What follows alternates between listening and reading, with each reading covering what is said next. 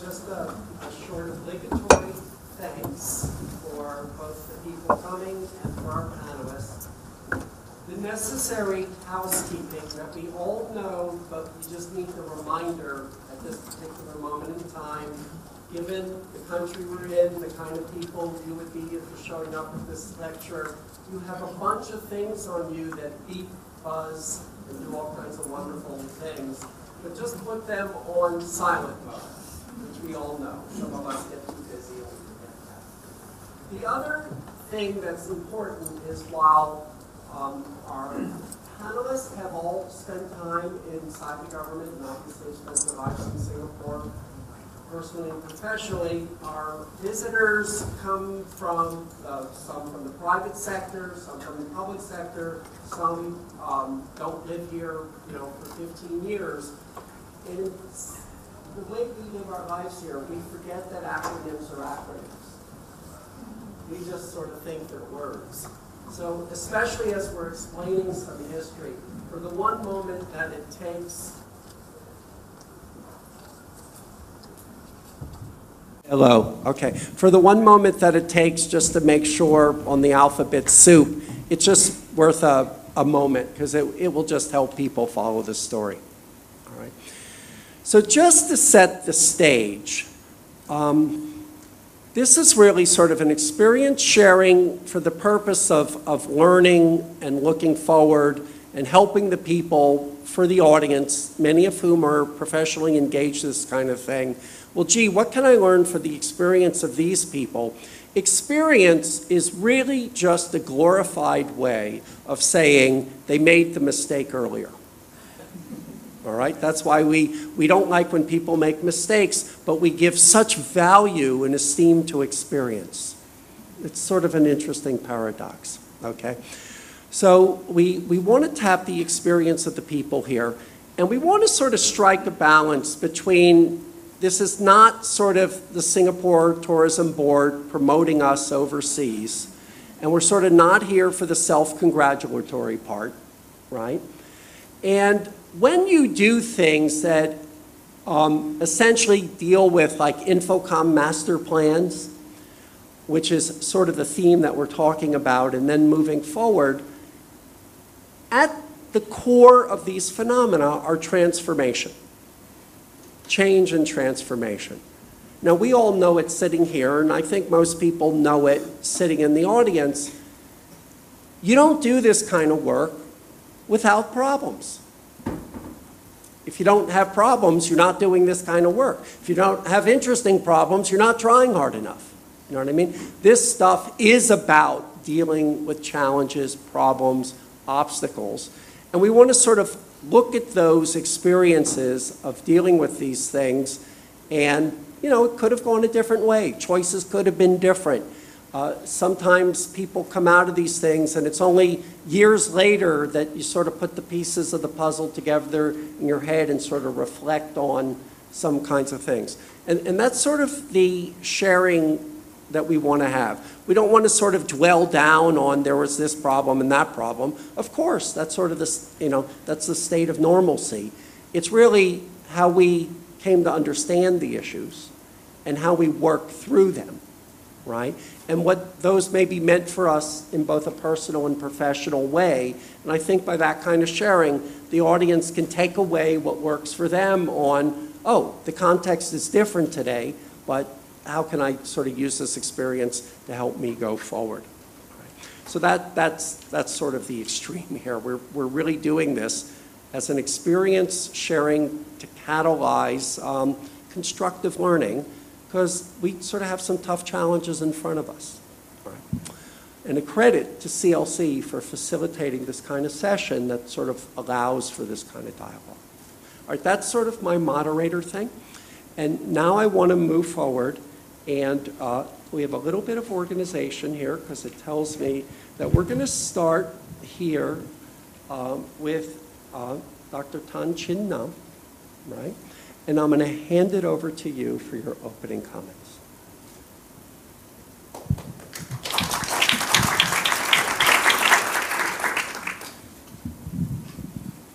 Thank you very much, Steve. we are not allowed to use slides. So, what I've done is, I have got in one page, summarizing the 6 versions of the National IT Plan that I have been involved in. In fact, for 3, I was sort of leading. For 1, I was observing from Ministry of Manpower. And the other 2, I was sort of overseeing it as the PermSec of MICA. So Singapore started computerization really in 1980 with the Committee on National Computerization led by Dr. Tony Tan. The NCB, National Computer Board, was formed in 1981 to implement the National Computerization Program. And the focus of the first plan was to produce enough manpower so that we can become a software center. Now, if I were to examine all 6 versions of the National IT Plan, there are some commonality. Firstly, the very strong desire to use IT or to exploit IT, and subsequently, of course, we will say ICT, Infocomm. Exploit and to export. Always aiming to make use of Singapore as a center, as a global hub, globally competitive, etc. And all these words would come up in different versions of the National IT Plan. Then there's also 2 more dimensions. 1, to enhance our national competitiveness, economic competitiveness, in order to be able to survive in this world. 2, to enhance our quality of life. And of course, quality of life could be expanded subsequently to embrace the integration of work, live, play, learn. Now, let's come back to the original CNC, the Committee on National Computerization. So IT manpower was absolutely key. When we first started in 1980, when we first talked about national computerization, to computerize the whole nation, we had a total of 850 computer professionals, full stop. So the first plan would want Singapore to have 5,008 to 7,008 computer professionals through setting up various training centers, including the Institute of System Science, to have training divided into various levels, including orientating parliamentarians so that they'll be equipped with the perspective in order to help Singapore to evolve, to make the progress, to advance into the information society subsequently. Now, the core of the first plan was the Civil Service Computerization Program, where a budget of 100 million was given to computerize all 10 ministries, and each ministry would have a plan involving the collaboration of the computer people as well as the users. So that was the first plan.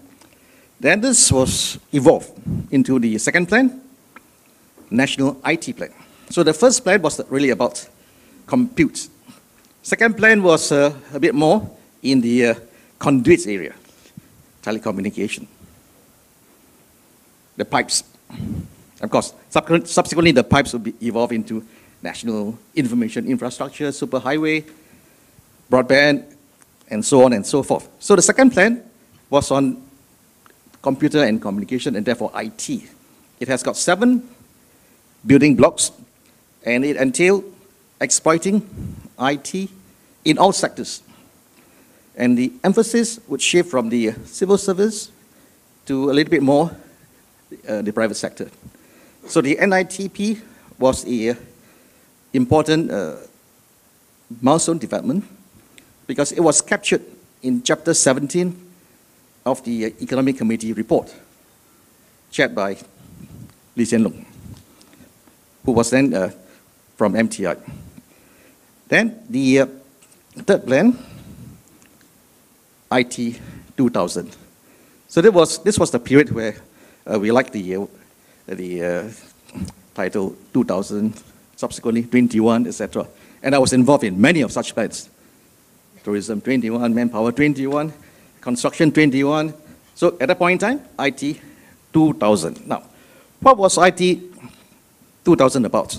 I think it was a little bit more about the content area. We would like to have IT exploited in all sectors. We want to have Singapore evolve into a global hub, using IT as our economic engine. And of course, we talk about also e-business, e-commerce. So this is the contents aspect. Compute, conduit, and contents would be the core of all the national IT plans. Then subsequently, we move on to another C, connect. So the first C, compute, National Computer Board. The second C, conduit, we have got the National IT Plan. And the third, contents, IT 2000. The fourth C, connect. This is where we will launch into the next decade of very strong development. Infocomm 21. That was during the .com era. And therefore, Infocomm 21 was about creating, visioning Singapore's digital future, e-economy, making Singapore a dynamic Infocomm capital, to have a very savvy e-society, to have a very solid e-economy, and therefore, .comming the public, .comming the private, and .comming the people sector. So it is really about national informatization, making Singapore an information society. A few years later, this was evolved into connected Singapore. At that point in time, Mika was talking about connected and creative Singapore. So the new plan would be about the connected aspect. And this is, of course, about connectivity, about creativity. It is also about entrepreneurship, to have a creative economy. And throughout all these transitions, we can detect a very strong flavor on creativity, entrepreneurship, etc. A very strong flavor on developing the industry, having EDB to bring in new investment, collaborating with NCB, having a telecom, collaborating with NCB, with a cross-board participation, representation, so that you will be able to embrace the union of computer and communication. So in Connected Singapore 2003, this kind of connection was brought to a new plate, emphasizing also on the creativity aspect, the value creation aspect, create value. Then in 2006, we have the Intelligent Nation 2015 project. Intelligent Nation as opposed to the IT 2000 vision of an intelligent island. So from island, we would move to become a nation. The emphasis was still on making the whole country strong in IT with the infrastructure. And in IT 2000, that was when the idea of the national information infrastructure was created. And that was when we talk about Singapore one network for all, everyone, all sectors, factories, schools, community centers, etc., in order to empower the whole nation. So Intelligent Nation 2015 is still now in motion. So this is the connect phase. And we have now also moved into the 5th C, community. Because throughout all this discussion, planning, different versions of a IT plan, we will always emphasize preparing the society for the future, creating a better tomorrow. So the community aspect, facilitated, empowered by IT, would be a very good way of including everyone. So Intelligent Nation 2015 is not just about integration, it is not just about internationalization, is not just about innovation, in my opinion. It was also about inclusion. In other words, e-inclusion. And we have got various programs to involve the country through a very extensive national IT literacy program involving the unions, the schools, etc., in order to prepare further IT savviness. So throughout this whole process, starting from 1981 to now, I think Singapore has invested a lot in our infrastructure. We have invested a lot in our R&D capability. The country has become much more savvy in terms of using technology. And because of a series of technological progress and development, nowadays we talk about more than interactive digital media. We talk about social networking. We use Facebook, Twitter. We use e-commerce engine like Alibaba, etc. Taobao, in order to transform the sectors, in order to embrace IT, to create a better society, so that ultimately we'll be able to be competitive and at the same time very livable. And therefore, the integration of work, live, play, learn, which is really under the purview, in a way, of CLC. CLC is doing a lot of research in this area. So I think that will be my introduction on this particular topic. In other words, we have moved into the future in terms of a very strong focus on society, community. First, compute, then conduit, then contents, then connect, and now community. Thank you.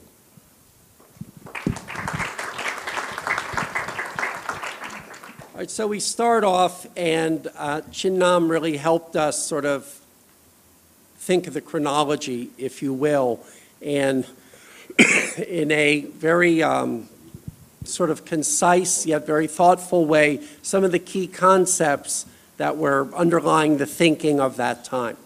All right, so we've got that as the context, the various plans that we've been through. And Ace Khoong, why don't I hand this over to you for your opening remarks. There's a second mic here, yes.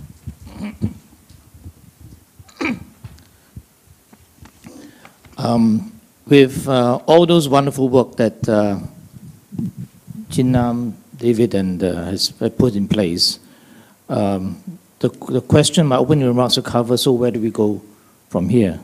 As we know, the world has become increasingly complex, and of course the complexity sort of increases with greater swiftness nowadays. And it continues, technology continues to flourish with increasing speed, often providing us with new capabilities to consumers and businesses, and often providing answers to questions, solutions to problems that perhaps the world has not even begun to ask. So we have answers to questions that we haven't begun to ask. Economic competition, of course, is increasing very rapidly. And for us, being a very open society, we see competition heating up tremendously. It is said that within the next decade, 30% of the current top 20 companies may not be in that top 20 list anymore. So everybody's looking around wondering who is the competitor. So we've increased globalization and the rise of the middle class. It has also posed serious economic and social challenges for us. In fact, now the problems are not so much, let's tackle the economic problems and the social problems that deal with itself, or let's tackle the social problems and let's forget about the economic side for the time being. But we have to tackle both aspects together, both the social and the economic side, because they are all intertwined. So, for example, population growth. There's now an increasing shift towards a larger proportion of the population being the graying population. So that's a big trend. Urbanization, with the undertones of heavy consumption of energy, space, and consequently the congestion. Now, with both increasing population and urbanization challenges, this is causing a great strain on the availability of critical resources, such as water and food. And in the next few decades, someone has said that we'll be eating more food than all mankind has consumed in its history. So that's tremendous. So just some statistics. There will be more people over the age of 65 than those under the age of 5 for the first time in history by 2050. This is what the United Nations has announced. The elderly in Singapore will triple by 2030 with only 2 adult citizens to support them as opposed to 6 right now. So in 1970, it was 16 adult citizens. Singapore's size of 716 square kilometers with a population of 5.4 million makes it one of the world's we're the third most densely populated nation at about 8,000 people per square kilometer. Now, these challenges are increasingly complex and interconnected and somewhat tangled together. And there's often ambiguity about what are the underlying causes and what are the underlying potential impacts. And of course, there are many stakeholders as well, increasingly, many diverse stakeholders to attend to. Many of them have different values and priorities, often with conflicting views and interests. And amid such challenges and changes, Singapore needs to remain globally competitive and relevant to our citizens' needs. There's both an increasing social and as well as economic imperative. We need to be able to learn fast and be able to move quickly and adapt quickly to changing circumstances. Fortunately, Asia continues to be very dynamic and diverse. And that is good for us. We are ahead in many respects. But we must be careful that our strategic strengths do not become our strategic rigidities. We will always need to renew our capabilities, build new strengths, not rest on our laurels, so to speak. Our future success, therefore, must rest in us, requires us to innovate, to identify and implement new ideas and solutions for emerging opportunities. We should learn to master technology and not let technology be our masters. And how many of you remain glued to your smartphones even while meeting up with your friends, while eating, while on holidays, and perhaps while attending this seminar? So we need to develop and deploy technology to help us meet our challenges. Singapore has always been limited by resources, by land, by water, and perhaps by people, the number of people. And it has been often the creative imagination and sometimes the dogging determination of our past leaders that has allowed us to survive, not only to survive, but to thrive. So we must continue along the same path. We should not be limited by our own imagination. So for example, some have called data as a new oil. Singapore is not limited by data. We are a highly connected infocommunications hub. We have many regional and even global multinational companies using Singapore as a regional or global base of operations. We are the control tower for many services, such as financial, logistics, telecommunications, transport. So we can be the world's first smart nation, once again converting from problems that we have into innovative solutions that meets our own social challenges and build new economic engines for us, exporting smart nation solutions to the world who are or will be facing the same challenges such as rapid urbanization, growing fast-growing populations, traffic congestion spiraling out of control. We have tremendous challenges and opportunities that are ahead of us. The question is, can we be smart, nimble, and be quick to seize these opportunities? All right, Hock, thank you for that. And, you know, there was no need to go back and review the chronology of the earlier plans, but when I listened to what you said, essentially you're helping summarize the current context. The intermingledness of the social and the economic, it's really sort of hard to decompose those these days. Urbanism and congestion, population and aging are examples of several of the themes that are these sort of intractable things that we all have to live through. This issue of systematically and as a nation having the ability to learn and adapt learn and adapt, so our strengths don't become our rigidities. And you are saying, obviously, Dr. Tony Tan, for example, just led a team over to the UK with the Science Exchange, and I knew some people who went on that, and they said, oh my goodness, you should see what they're doing in this UK city of so-and-so, they're so advanced, and, couldn't we do that? But in the big countries, they all have these fantastic examples, and the issue is, can we, as Singapore, figure out what it means to be not a smart city, but a smart nation? All right, so I think you're priming us as we make it through the round of all the intro comments about, as we look forward, what are some of the issues that we need to do, and a nice way of sort of setting the context for, where we need to go. All right, the final set of opening remarks are from David Lim. Thanks, Steve. Can I do a quick poll? I'm going to divide the audience into 3 types of people. The IT sort of people, whether you're in IT sales or you write programs or whatever, or you play games. Not yet. Put your hand down. Three types. So that's one bunch. Then the urban people, the people who are interested in planning cities, problems in the cities, and so forth. And then the third is those who don't fit into either of those categories. I just want to get a sense of who we're talking to. IT people? Okay, 20%, I'd say. Urban people? More, about 40%. And everybody else? Yeah, quite honest. Okay, thank you. I told Steve I'll tell a few stories, and I will. And then we'll take it from there. It's very hard to talk to an audience as eclectic as this, syncretic, more than eclectic actually, because you've got very different interests. In 1980, I was a young programmer. I was doing my national service. I worked in the Ministry of Defense. We wrote COBOL programs, self-taught. We worked on HP 3000 computers. This may be very strange to all of you because some of you have never heard of these languages or these machines. We had a problem.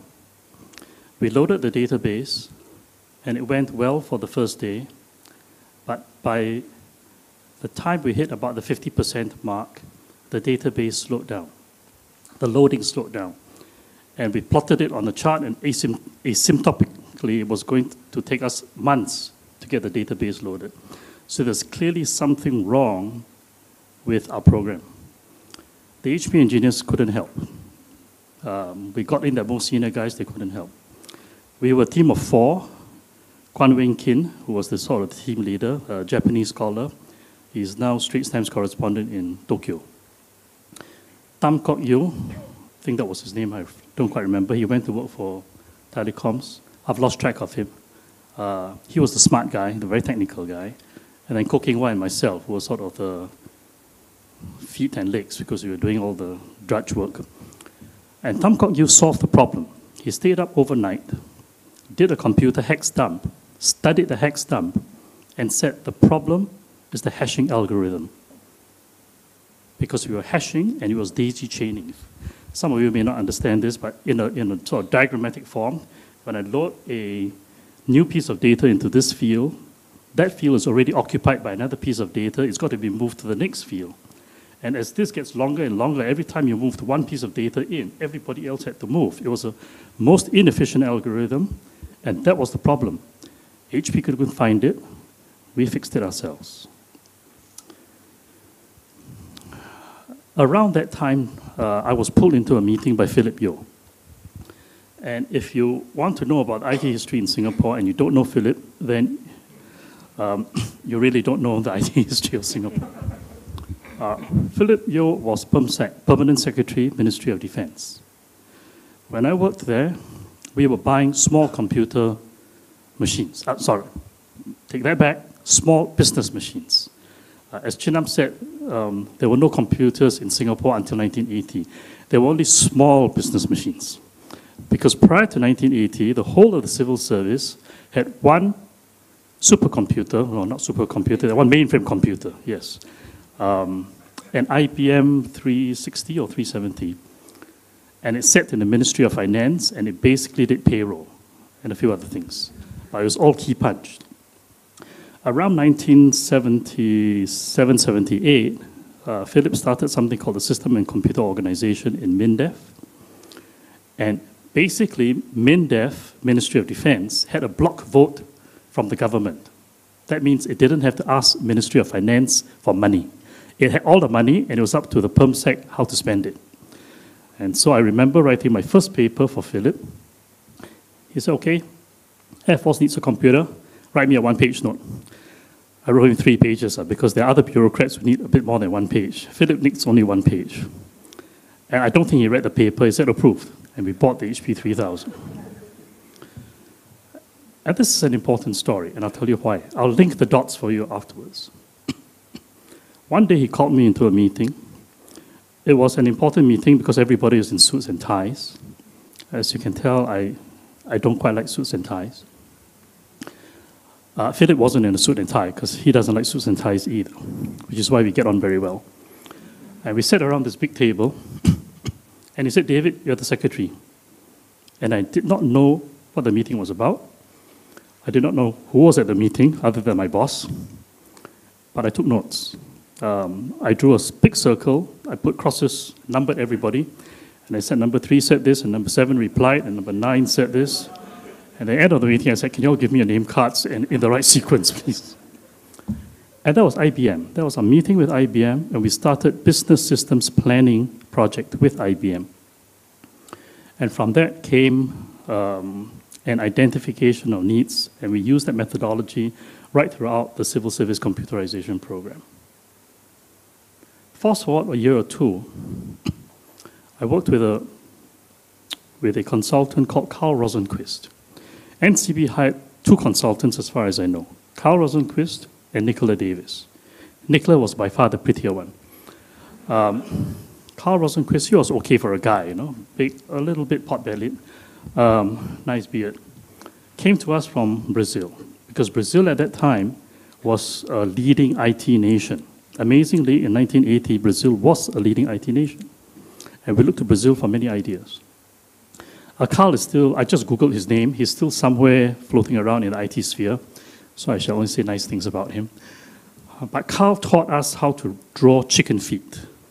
Again, for those of you in the industry, one of the standard tools of systems analysis is to draw data relationships between objects. So is it a one-to-one relationship? Is it a one-to-many? Is it a many-to-one? Is it a many-to-many relationship? And that's how you do data analysis, and that's how you begin to create your databases. When we started, we knew how to write programs, at least in COBOL, but we didn't quite know systems analysis. So Carl taught us that. And that was the beginning of our foray into building databases. He came on a 1-year contract, but he stayed half a year. Because after half a year, we had really learned everything we could from Carl. He was just a chicken feet guy, right? He was very good at drawing chicken feet. And we don't know anything about how to draw chicken feet diagrams. And he taught us, but we learned it, and within half a year, we really had no use for him. Nicola Davis, on the other hand, taught us project management, which is much more complicated than it seems, and she gave us very good methodology, which I still use personally, at least mentally. And she stayed the whole year. I connect the dots for you. When we started, our approach was basically a very self-reliant approach. We had no people. The 850 people that Chinam counted in 1980 included me. I was a civil engineer. My only claim to being a computer professional was that I took the British Computer Society exams, part 1 and part 2. It is a lot of BS, I can tell you that. But that's what it is. I mean, industry knowledge is not so technical. It's about experience, which, as Steve rightly says, is about making mistakes. I think we didn't make that many. Every time a jet fighter went down, I was always worried it was the logistics system that put it down. But apart from that, I don't think we made mistakes. But we were self-reliant. We built capability. And I think that's an important characteristic of how we built Singapore, not just in IT, but in many other aspects. If I fast forward to today, I think perhaps we have to rethink or reflect a little bit about whether we are still building capability and whether we're still as self-reliant as the way we were in the past, and whether this is a good or bad thing. It's not a judgmental question. Perhaps at this stage of our development, perhaps because we are much more sophisticated, perhaps we need to buy more than we need to build. So we can buy capability, but building capability and buying capability are very different. But that's what we did. We built capability. We had a huge emphasis on building manpower and training manpower. And we use consultants, but we use consultants to help us build. We didn't use consultants to do the work for us. Today, I do a bit of advisory work. I go to other countries that are perhaps at a different stage of development, countries with a lot of money, like in the Middle East or in Central America, or even the Russian Far East. And inevitably, there is money thrown at the problem. I remember we made one trip to Libya, and they had just done a study with the monitor company on their IT industry. We asked to see the report. It was this thick, $10 million. I said, and what have you done? They said, nothing, sitting on the shelf. And that is the danger when you hand it over lock, stock, and barrel to a consultant. Consultants are important people. They provide a link to new knowledge. But we've always believed that consultants are there to help us build capability and not to do the job. And I think those were some of the characteristics of how we approached building the IT industries in those days. And if you took it as a whole, self-reliance, building our own capability, building our own people, it was a willingness to take fairly large risks that held us all together. It's a lot less risk to go buy something that's proven. It's a lot more risk to go build it yourself. But if we had not done that, there wouldn't be an IT industry in Singapore today. There'd be lots of consultants who would have come and made money and would have gone home, like Carl and Nicola, and we owe them a debt of gratitude for the time they spent with us. But we wouldn't have some of you sitting here in this room, and many thousands more that are not in this room. So as we think about the future, I hear this phrase, smart nation. I think that's sort of an echo of what's going to happen next week. What's a smart nation? A smart nation is smart people. I think we have to, of course, we like to put labels that are quite catchy and marketing, and the media loves always a nice tagline. Every time there's a nice, hyped-up media tagline, I get very worried because I worry about substance over form, or form over substance. It's all right to have a bit of fun and games with the media glitz. It's all right to have good marketing to show the best side of your capability, but it's not okay if it's only that and no substance. And this, I think, is one of the cautions that we must always place on ourselves, and that is, do we have substance? I think the future technologies are very exciting. Not all of them will be invented in Singapore. The computer wasn't invented in Singapore, although we made good use of it. I think in the urban context, there's going to be much more use of intelligent machines. A little bit more than the iRobot that runs around to suck up dirt in your house. I came back from India last week. I'm involved in the company that builds IT space for IT companies. So we talk to our customers. Our customers are the IT companies. And they tell us about the work that they are doing in terms of software that will drive facial expressions, for example. And the software, depending on the emotion, depending on the context, the idea is to pass the Turing test. When you talk to a piece of software, do you know you're talking to a person or to a computer? And they tell me they're very close to passing the Turing test, that they actually can pass it. I don't know. I'm a little bit skeptical about that. But I think we'll get there. We'll get there in certain limited instances where the robotics, the Japanese are very strong in robots, human robots. the software that will give expression to the robots, that will give intelligence to the interface. I think there will be a lot more use of such technology in the urban space. How do we cope with this? Are we just users? Are we creators? Do we have capability? I think these are the challenges for this generation to think about. But the generation that Chinam and I belong to, he was my boss actually, but it's 35 years ago, and in the course of the 35 years, we went many different paths, and our paths crossed many times. But 35 years ago, I think we started from really base zero.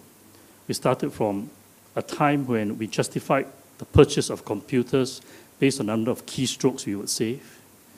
That sounds awfully like sort of caveman today, but I wrote papers based on counting keystrokes. I'm very shy to say that, but I actually had to do that. And today, we carry in our pockets more computing power than the papers I wrote to buy. So we've come a long way, but it's not the technology that will continue to drive us forward, I think. I think it's the way we use technology, the way we think about it, whether we continue to use it in a smart fashion, I think will define for us, how this industry evolves as we go forward.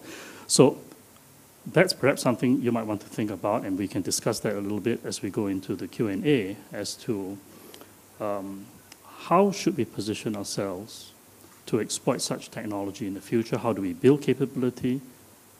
Whether we should buy it, and what level of risks we are willing to take. Thank you.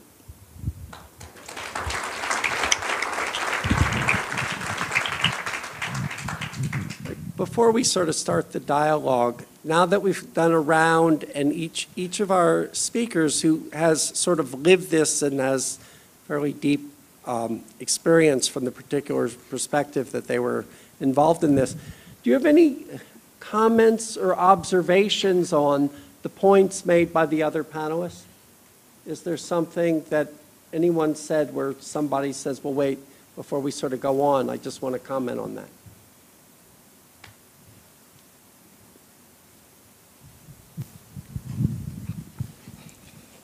I think David's point concerning being self-reliant, I think that's very important. For a long time in the civil service, we had the know-how, the capacity to build systems. But subsequently, because of the way in which the world had evolved, outsourcing, virtual factory, etc., in order to be able to mobilize cheaper resources elsewhere, but yet done in an integrated manner. So even within the civil service, we decided that it would be more important for us to be IT architect as opposed to actual builder. So I think the skill sets was sort of transferred over to the private sector. I think ultimately we probably need a new balance so that there could still be some capacity and capability within the system in order to be able to drive the system integrators outside more successfully, to drive the consultants more effectively. It'll be a blend of building and architecting the solution. So I think that's one point. And I do want to also comment on Infocomm 21 further. I think the whole notion of making Singapore a globally competitive Infocomm capital was founded on the basis that we would like to have a very market-efficient telecommunication industry. So I think the liberalization of the telecom industry created a lot of buzz, a lot of possibilities. Cost of computing, cost of telecommunication would come down significantly to the extent that the national information infrastructure will be able to transport the applications and the software so that you'll be able to achieve productivity gain, efficiency, effectiveness in all sectors. And when this is linked by the technological progress, computer is not just for processing data. While it is true that nowadays the new profession, data scientists, people who are able to do analytics using a lot of data, will be considered a new profession, highly attractive profession. So back to the original data processing era. But it is returned to basic in a new way, because now the whole world is interconnected. We are generating a lot of data. The question is, how do we link up all the data? How do we perform analytics in order to make life better? I think this is really the ultimate test. What's the use of doing all this computing, telecommunication? What's IT for? What's ICT for? What's the point of making Singapore an Infocomm capital? Is it just for exploit and export IT? I think it has to be how we will make our life better. And therefore, the integration of work, live, play, learn. So we are sort of a return back to the focus of a CLC, right? Which is the sponsor of this particular event. How to make Singapore a better place for people to live. The aged, the disadvantaged. How do we make the whole society more inclusive, more e-inclusive, benefiting from all the progress that we have, and all the technology that we can deploy. Can I say something, Prof? I'm going to get Khoong to speak.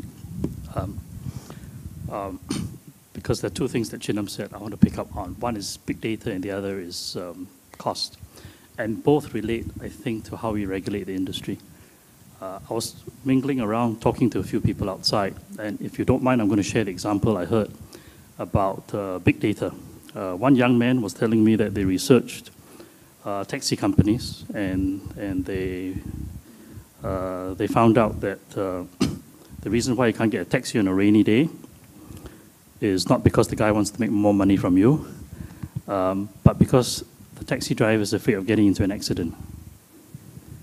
And the reason why he's afraid of getting into an accident on a rainy day is because he's more likely to get into an accident on a rainy day than when it isn't raining. So, and the reason why he's afraid of that is because when he gets into an accident, he's got to pay for the damages first and claim it back later on. I never thought of that. I never thought of that. And it's a useful bit of data that comes out of analysis and surveys and so forth. But he tells me, that young researcher, that the taxi company that provided the data for the analysis to be done was very unhappy that it was published. And as a result of which, he doesn't know what happened to the survey, and as a result of which, they may not be as cooperative in future doing such surveys. So there is a problem about using data when data providers may not like what the data tells them. And this is a regulatory issue. This is a policy issue. And so for the young policy guys out there who are thinking about how to make Singapore stronger, more competitive, progressive, using big data, think about that issue. I had not thought about this conflict between data providers and the results that you get from the data. We do live in a society that is a little bit control-oriented. And we like to, sort of keep the peace and know how things are going to go. But if you're going to go with the flow, if you're going to go with the data, then you may have to find ways for such conflicts to be resolved so that the data can come alive. And of course, he's the regulator. And the other thing about the regulator, you're thinking hard, right, Khoong? I'm going to talk a little bit more so you've got time to think about how to respond. The other thing about cost and how IT drives down cost, I had a data point this morning talking to a very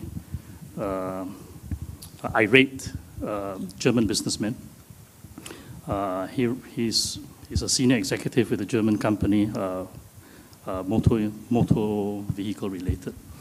And he told me this interesting data point. He said, it is cheaper for me to take my German phone and make a data roaming call to Indonesia than it is to call IDD with a local telco. It's cheaper. Really? Of course, we can all dial 15111521 and other numbers that I'm sure many of you in the audience know.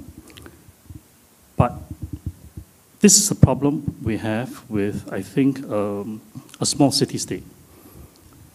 When you have a small population and you have duopolies, oligarchies, whether in transportation, whether in telecommunications, and in other areas, finding the right model to create the competition is difficult. And again, the regulator needs to be quite on the ball to be able to foster the competition and to drive those cost efficiencies. I asked for Chatham rules, actually, but I'm told that this is being videotaped for other generations to learn from our wisdom. So there are no Chatham rules, and therefore I'm mindful of what I say in case I get sued in public. But I wish it was Chatham rules. I wish we could discuss some of these issues, and sometimes it's more convenient so that you can speak up. I don't mind speaking up. I'm past my primes. You have futures to build.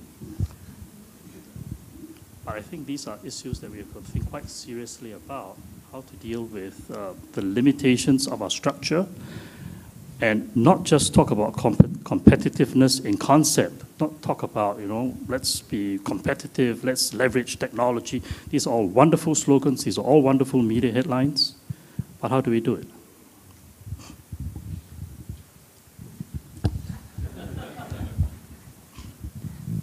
Let me just make one factual correction. I'm not the regulator. I'm still in government. I'm the developer, and my counterpart, there's a telecoms regulator which constantly finds me irritant because I will suggest things like what David here is suggesting, changes. But to be fair, the government does recognize that data is at the center of the things that we want to do. And within government itself, because there's plenty of data, and government has to make very careful decisions about how the data can be joined together, analyzed, how data can be made available. In some cases from private sector companies, in that case it was a taxi company. What about from bus companies? What about from different other telcos, for example? Those are the things that we are really working very hard on. We have lawyers, teams of lawyers thinking through it. It's everything. There is a concept of private property that you don't want to trespass, but there are also national, bigger social benefits that one has also to think about. So those things are being worked on by various government committees, quite high-level government committees. Many of them is related to within government. I think at the same time, we want to make sure our privacy is well protected, so there's always a balance of things. But I think the issue that we often find ourselves is that because we have been doing so well in the past. I mean, Singapore has done very well. I mean, we've been #1 in the world for e-government, been, #1 airport, etc. Is whether our past success then makes us rigid in the way we do things. Because we've been successful, we think that going forward, doing the same things as in the past would lead us to the same better future. And as was mentioned, we have outsourced a lot of things, so to a point where even internal capabilities have lost out. I think one of the things that we haven't quite maybe had the foresight to look at is the world is changing. I mean, we were from a very industrialized world, so there are manufacturing plants. So if you could look at it from a higher perspective, control the operations from a higher perspective, you don't really need to know how to switch on the machines. Unfortunately, going forward, it's moving from a very industrialized type of society to one where it's a very services-based society. And in the services-based society, which a lot depends on innovation, some knowledge about which button to press may be quite useful, especially if you're going to do some 3D printing and create something. You better know how to operate the machine. You better know how to feed the machine. If you're going to come up with some service that is going to beat your competition, it would be very helpful if you knew how to get it done, rather than have to run a tender that would take 3 months or 6 months to get it done before maybe a consultant come here and give some ideas. So the ability to know is helpful. But I think at the same time, one must be very careful. It doesn't take an engineer to build a company. It takes a complement of people. It takes marketing people, it takes finance people, and it also takes engineers, it also takes technologists. I think that there needs to be a balance between seeing which are the important ones, the financial officer or the executives or the technologists. I think all play a very important role, and we just need to shift back to the balance. So our ability to anticipate future trends and developments will have a very big impact on us as a society going forward, because the world is changing faster and faster. And for us is whether we need to let go sometimes of the past. I mean, it's good to learn from the past, especially all the past mistakes, and know that we are always fallible. But be able to know of the areas which are successful, take the principles of that, and then go forward. But at the same time, we need to let go of our past, otherwise we always rest on our laurels. And new innovations, in fact, may often come from the most surprising quarters. I was at one seminar when at a very large telecoms company, and the press, somebody stood up from the press. It was around the year 2008. Somebody stood up, a member of the press, asked a question of the telco's chief technology officer. He asked, "Can you explain to me how come it takes an IT company to teach a telco how to create a proper smartphone?" Of course, you know who they're talking about at the point in time. But it's quite true. I mean, if you're a telco, you always think about, you know, web and all these other things, and you try to make things work. It didn't quite work. And it took somebody like Apple just create a smartphone and wow, the whole world. And Apple obviously is not telco.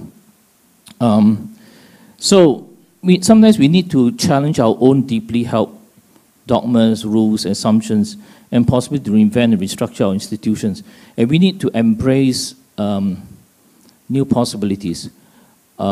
We have this frame for our Smart Nation effort, this triangle that we use, something that we call integrate, innovate, and invent. Integrate are things that are already available, and many of them are world-class solutions. It would be so silly for us to just create another Me Too and try to make it work. So, you know, databases and stuff that has been around, computers have been around, so just buy and just integrate and make, put it together as a system for whatever we need. Then the next level is what we call innovate. We believe there's scope for us to look for things which are slightly beyond the reach of what is available out there, and so we need to add new functions, we need to develop a little bit more. And so those, we need to find different collaborative models with industry to make it work. It will not be a procurement exercise for the innovate. Then last but not least, there's this thin slice there that's called invent. We would have requirements that doesn't really exist, but they're important to us because from a requirements perspective, we may need to protect data, we need to move data at a huge mass, we may need to be able to scan through certain data, you know, at rapid speeds, decide what to keep, what to store, etc. Those things don't exist today. So there must be an avenue for us to invent new things. And for those, we need the corporate labs, we need the research institutes, we need the Institute of Higher Learning, we need startups, technology startups. We say that this is a challenge. Who out there can produce a technology that will help us solve this problem? And that will be a slightly longer term. So the question we always ask ourselves now is the question is, what is it we want to make and what is it we want to buy? Now, we will, of course, in this world, continue to buy a lot of things. I mean, if you want a car, you just go and buy a car. But you want a supercharged car, you probably have to, you know, make parts of it because it just doesn't exist out there. So I think with that framework, we loosely say 70% of the things we'll probably just integrate, 20% of the things we probably need to have some innovation, and the last 10% we will need to invent. And if we keep our ambitions high, there will be things that we will need to invent. And I think the institutes of higher learning, the research institutes, all love very difficult challenges because that's what spurs innovation. And it's a responsibility of government to identify those problems. And of course, you can only identify if you do some operations yourself. Otherwise, it's very difficult to identify really deep problems to be able to get the industry research on. So those things are important. Now, just to show changes in mindset, you know, from my understanding, this government has actually been very innovative in the past, and I certainly hope will continue to be very innovative going into the future. Think of water. We don't have enough land, so it is practically impossible to create more and more reservoirs, to set aside land just to have big lakes and then process the water from those big lakes. So if you are not going to have a lot of land to set aside for lakes, then you need to figure out how are you going to make yourself as self-sufficient with water as possible. And the breakthrough is to consider the whole island your collection point. So you pass a legislation on the basis every drop of water that drops on this piece of land belongs to the government, essentially. And you can process every single drop of water. So take the entire piece of land. Then you don't set aside land for big lakes, reservoirs. Well, another area is housing. You know, today everybody wants to have a public housing. That is unthinkable in many countries, right? In most countries, the public housing is the slums. Nobody wants to have a public housing. But in Singapore, everyone's queuing and paying lots and lots of money for housing. I mean, you just imagine the amount of innovation that's gone on over time to ensure that we build quality flats and flats that people, or apartments that people really, really want. And I think that's a huge amount of innovation. Think of healthcare. We will continuously have problems. We will never have enough hospital beds, you know, because we have an aging population. But again, where is the breakthrough? The breakthrough is maybe consider every single bed in Singapore as a potential bed. In other words, if you can be cared for at home, if you can use technology to enable a sick person to be treated at home, and many people will prefer to be at home than to be in hospital. So if you can find ways of doing that with really stepped-down care all the way across the entire healthcare system. Last but not least is a story that I really love the most. I mean, since David has started telling stories, I better tell my story my own. Several years ago, after I joined IDA, I came from a private sector, that's why I'm not a regulator. So I joined IDA, and we had just finished the Singapore one, and then we asked ourselves, is there something better that we should do? And when I was in the private sector, one thing that I was astonished was the high local loop costs in Singapore, and they didn't understand that because I was running some global operations. I could see budgets from all over the world, and I saw that Singapore's budget was always very high. In fact, there was once I had a budget that came from Sweden, and the guy told me that was his budget for comms. And I said, are you crazy? I mean, is it really true internet access or just simply some internal network? He said, no, it's true internet access. I said, but your cost is 10 times what I see in the Singapore budget. Something must be wrong. Well, I found out it's actually Singapore's a problem. So when I joined IDA, I was quite determined to see whether I can do something about that. And so came this next generation broadband network. Next generation broadband network was not really about delivering 1 gigabit per second to your home, although we did that.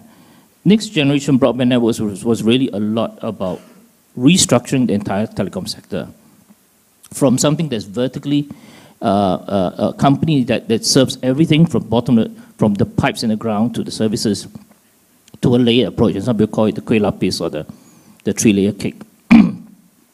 But the important thing is that we achieved 95% coverage within 3 years of deployment.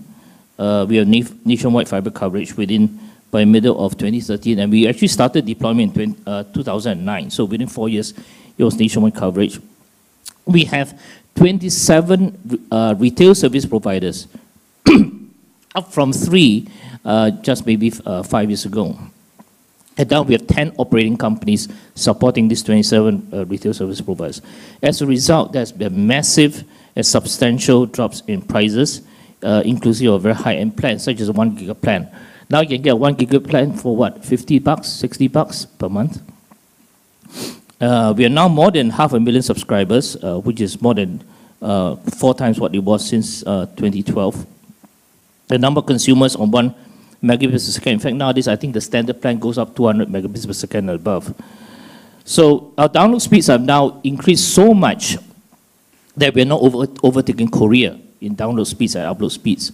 We are now actually just behind Hong Kong and fast catching up. So Hong Kong is still the fastest in the world, but we are fast catching up with them. But the important thing is that we actually took a view that we are going to break the rules. I mean, the rules at that point in time was that all telcos are vertically inclined, and it was not possible to split them out in this way. In fact, we did hire consultants, and the consultant that we paid quite a bit of money told me it's impossible to do it the horizontal way. And we took their advice and said, thank you very much, and we did it anyway. So now I want to call back the consultant and ask him back for the money. So It's possible, but we need to, work very hard at it because, there are many, many failures. There are many, many scars that we learned along the way. We had probably a network with the most number of encrypted wavelengths in the world because every single fiber has got multiple service providers running over it. So it's just a tremendous effort. And of course, the telcos were all wonderful and worked through a huge amount of problems. At some point in time, they were even working on spreadsheet, was absolutely ridiculous. But we are overcoming the very difficult issues, first in the world to do this, but it helps us to get somewhere.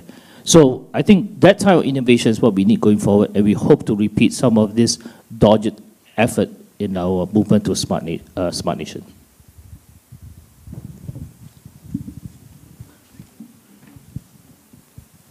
All right. If you take these comments, one way of sort of blocking this, and this is purposely looking at evolution, and for those of you who have studied in other fields, evolution, and this is just a 35-year time span, but there's a lot there. In opening them up, where's Grace? Can I open up in a way at some point to questions from the audience? But rather than sort of go in a million directions all at once, I might want to do it sort of in a structured way and then open it up to anything where it could go in any direction. But Chin Nam started off sort of with the historical context and some of the early thinking on why the plans were conceptualized that way, and briefly touching on some things happened. And there's like a whole world of experience about some of the transformations, choices that went on in that time. All right. Hock sort of set some of the contemporary forces that we're dealing with now. All right. David raised some of these sort of timeless and always there and always big things that sort of every organization struggles with. This notion of just getting capability versus the capacity to build capability. And this bit about what does it mean to sort of have an appropriate appetite for risk sort of at each epoch that you're in and going forward. All right.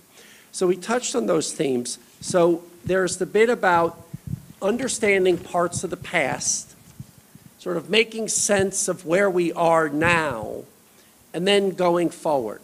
Now, granted, not everything falls neatly into these three boxes, but let me just take a pass and say, this theme of the past and the earlier plans leading up to now. Does anybody sort of have any questions or comments on that space? And there might be, I mean, if there are none, fine, we'll move on. But one or two or three comments that sort of deal with understanding our past.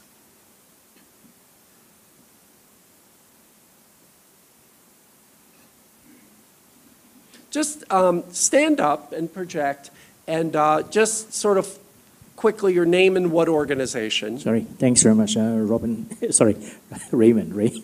I was going to change my name soon. Raymond Kwok from Kwok ILP. It's extremely interesting because I know the panel member reasonably well. Towards a certain extent, I was looking at the slide behind. I got two persons who is formal, and it is interesting that we are not maximizing the capabilities that we have built. I would say that, in terms of history and the nation, we have moved towards a certain extent that they have moved for the younger sort of people, who capable people to take over the position. But I think that somewhere along the line, we seems to be missing the capability that we have built, and we're not able to maximize the capabilities that we have seems to be left behind. I understand that the nation basically need to build rather than just buy. I would rather answer the question of David says in the sense that we need to basically build capabilities. I think that was how Singapore is evolved. But we somehow, along the way, seems to be buying more than we build. So I think it's a balance between the two. And the second one is that in terms of data, I just want to answer the questions just now about data. Other part of the world, the data are being shared throughout all agencies. And when we collect data, the data is uploaded into somewhere. I'm talking in particular country like America, whereby data has been shared. But in Singapore, towards a certain extent, we have collection of data which is being silos. It's not being, released. Yes, I understand the data privacy. We might be able to scramble it so that the data being shared are not specific, but the amount of data being shared will be helpful for everybody in Singapore to be able to analyze it and use it in a better ways. So I think going forward, two things. Yes, we should move away so that the younger members can take over the baton and run with it. For one, I'm one. But at the same time, I'm very keen involved to engage continuously with the younger members to build a nation. Now, we talk about smart nations. Second is about the data being shared. Thanks. All right. So just, because there's like a lot of themes that will come up, but as we sort of work our way with a little bit of a systematic approach, any other questions about understanding the past? All right. I don't see a million hands shoot up, but excuse me, let me ask one or two, because there are certain things where it's sort of useful to have the perspective. And one of the issues of some of these smart nation and national plans and comprehensive plans, invariably you sort of have to work across organizational units, right? And you've, as you've said, you've been involved in these several times around. What have been some of the, in your own mind, distillations of challenges and distillations of advice for getting things to work across agency and even across government and private sector? Chinna. Not so much looking forward, but sort of based on the years of experience that you've had. I think a very important aspect of all these plans, different versions and so on, you have to start with a point of view. And you have to co-opt people, enroll people, and increasingly, I think we will have to do it according to a co-visioning approach in order to co-create a plan, something which is empowering, which will be able to make a difference in terms of how the society will evolve, etc. So my conclusion is that if you have a very powerful, compelling vision, and if there are processes where you can get people involved so that they can be part of the future, part of the co-creation, then I think it is a very positive force which will be able to achieve things. I think a common factor is this. All the different versions of the plans, we had involved the industry quite extensively. In fact, I will recall, resulting from the CNC, the Committee on National Computerization Effort, Dr. Tony Tan, the chairman, called a meeting at the Raffles Hotel, because at that point in time, he was fresh from OCBC. OCBC would own the Raffles Hotel, so I was invited to that particular lunch. My first visit to Raffles Hotel was quite fascinating. So at that meeting, there were various industry captains, people who have been involved with computerization for a long time. So resulting from that discussion, the SFCI, Singapore Federation of Computer Industry, was formed, which effectively became the spokesman for the industry. So we can see a very strong public-private partnership. And after all, the core philosophy of NCB was on the 3P philosophy: professionalism, people, and partnership. So if we fast forward, Intelligent Nation 2015, under the charge of IDA, Khoong, the approach is even more formidable in that the public was invited to express their views as regard what sort of future can we all imagine? So I think that kind of participation will continue. So it's all about co-creation, co-creating the future. So leadership in all this thing is very important. First, the vision, the enrollment, the co-opting of people in order to be able to work together. So the CSVP was, the Civil Service Computerization Program, was founded on the basis that we must have user involvement. We must have management commitment so that we'll be able to identify the problems, and through IT, we offer the solution. So I think those are the key learning points. Okay. David? May I add to that? I think I left out one very important point when I talked about the beginnings, and that's pragmatism. Singapore's history is really built, our economic history is really built on pragmatism. We have no ideology, really. And we mustn't forget this. When you raise this question, Steve, about how do you get people to work across teams, I think we can write many management tomes about this. But there's one idea that makes people work together, and that's a compelling need. If you have a compelling need to work together, you work together. If you have a compelling need, a leader rises up and says, this is what we need to work together, and this is why. Because if we don't, we die. Okay, then we work together. I think there was quite a lot of that. When I was in EDB, Chinam was in EDB, we were just in the middle of a recession in the 1980s, past 1985. It was a compelling need to work together. EDB could get many government agencies to work together because we needed to work together. If we didn't do that, we wouldn't get the investors to come. Finding that compelling need when you are more developed is sometimes difficult. And one of the things I worry about the future is that we no longer have this sense of compulsion. Call it ambition, call it hunger, call it compulsion. The words overlap.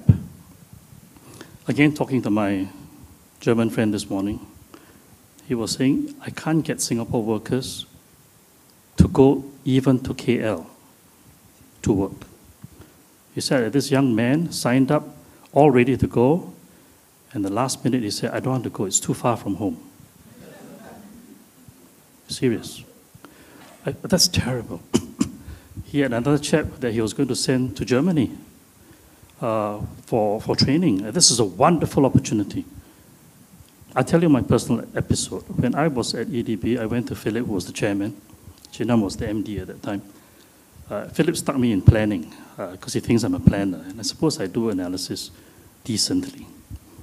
But I don't like being a planner. It's too much in the back room.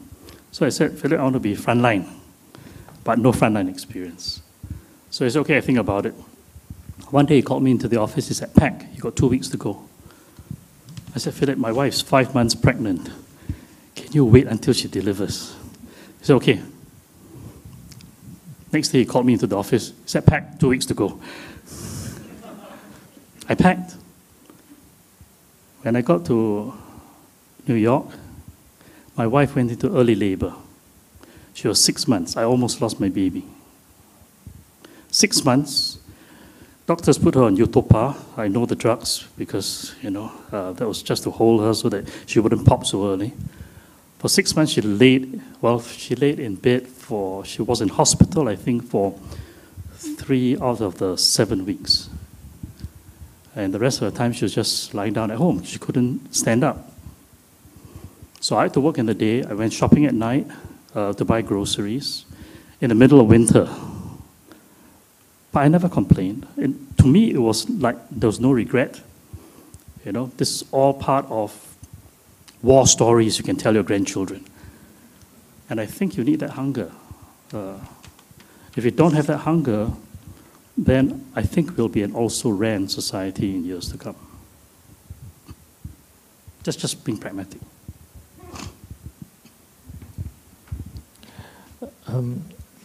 I think there's one part that probably permeates for all Singaporeans. I mean, besides the fact that for some strange reason, although we are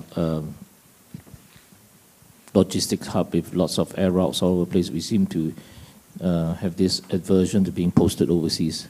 But being posted overseas should be seen as a possibility to go up in an organization, so it's a very strange thing. But the other part is, that I think we have, as Singaporeans, we have this culture of deference to the chairperson, just to give an example. So in other words, I'm also a little bit concerned that in going forward, whether we learn to disagree nicely without having to just defer always to the chairperson. So the chairperson leans to the left, the whole committee leans to the left, and so on and so forth. Is there a way in which we can develop a culture so that we have many people sitting in a room and people can express different points of view, and maybe the different point, somebody's point of view may actually be a very useful point of view, rather than everybody sweeping to where the chairman is leading. So I think going forward, learning from our history of how we work together, I think in the past we used to have people who are quite willing to say they disagreed, but sometimes maybe a little bit too loudly. So maybe we have overswung so that everybody is very silent now. So maybe somewhere in between would be nice. Sorry, can I just follow up on that? I have another story that for the urban people, because I've been telling a lot of IT stories, but for the urban people, I have one from a different job that I did. And so we can go beyond the boundaries, right? Ting Chai, we don't have to be all NCB. Okay. So I was in JTC. This was my first job as a CEO. So I had a little bit of power then, and I looked at the land policies. JTC had housing land that we didn't develop because we're not really in the housing business. HDB, Housing Development Board, had industrial land, which they weren't developing because they're not really in the industrial business. So I asked my chaps, I said, why don't we do a swap? He says, no, cannot be done. I says, why not? He says, because the government doesn't allow you to swap it. So I said, so what do we have to do? He says, you have to go return it to land office, and then you buy back the other piece of land. So I returned my residential land to the land office. HDB can buy that, and likewise they return the industrial, and I buy the industrial. I said, so why don't we do it? He says, well, the problem is when you return the land, government says you return it at historical price. When you buy it at market price. So nobody wanted to do it. So I said, this is stupid policy. It's stupid policy. I said, why don't we change it? He says, we tried, but MTI said no. So no point trying again. So I said, rubbish. But I was young and foolish, so I said, try. I'll write the paper. I wrote the paper. MTI agreed. I said, yeah, stupid policy. And we changed the policy so that we both sold it back at market price and we both bought at market price. So again, and that's an urban example of how you can get arthritic in your system. But it will get arthritic if nobody wants to say, this is stupid, let's do something about it. And I share this only because I'm told that there are many young civil servants in the crowd. I don't know. I hope there are. And I hope that there are some who are thinking about policies that need to be changed. Because we still have a lot of policies that can be better. As a whole, as a country, we've done a superb job. And if you look at the big picture, I mean, this is a Monet, this is a masterpiece. Yes. But when you start looking close up, there are bits and pieces that can fall apart. And if you're not careful, as you start losing a few legs here and there, the structure can collapse. I don't think it will. Honestly, I don't think it will. So even if you don't make the change, maybe 3 years' time when you get rotated somewhere else, somebody else will come along and make the change. So it won't be the end of Singapore. But it's a missed opportunity if you don't. So I would strongly encourage policymakers to just say, look, this is stupid. Call a spade, and just deal with it.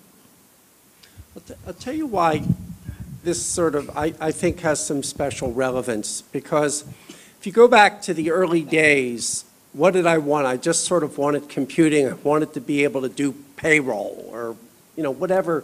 People sort of had this very clear sense of sort of standalone tasks that they needed to do.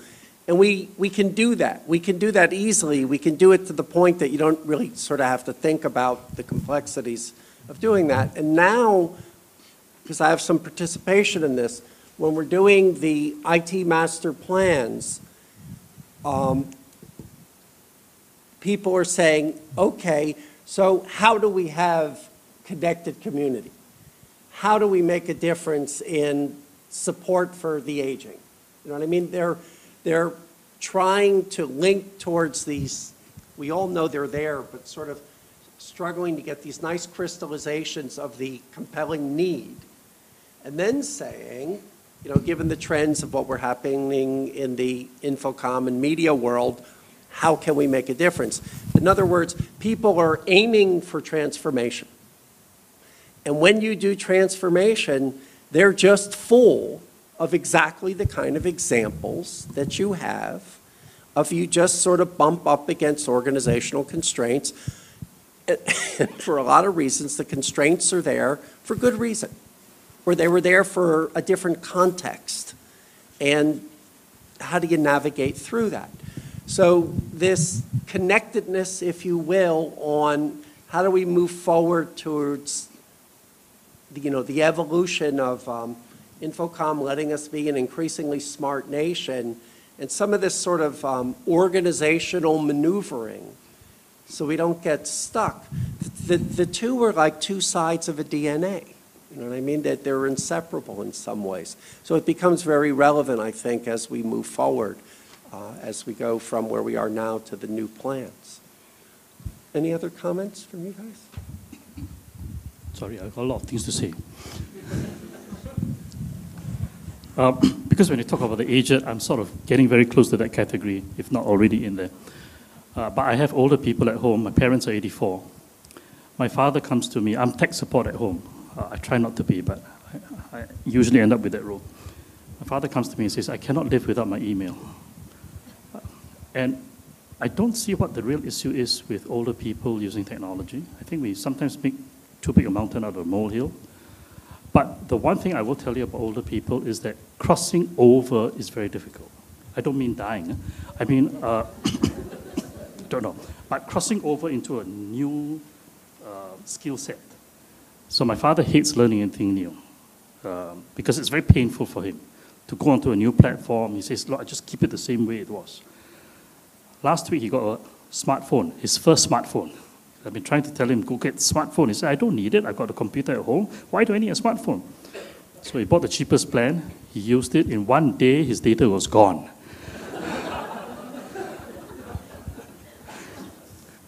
So take a practical approach. If you want people to cross over, think about ways to help people cross over. So, but he's quite an enterprising man. He's full of gumption. He went back to his telco.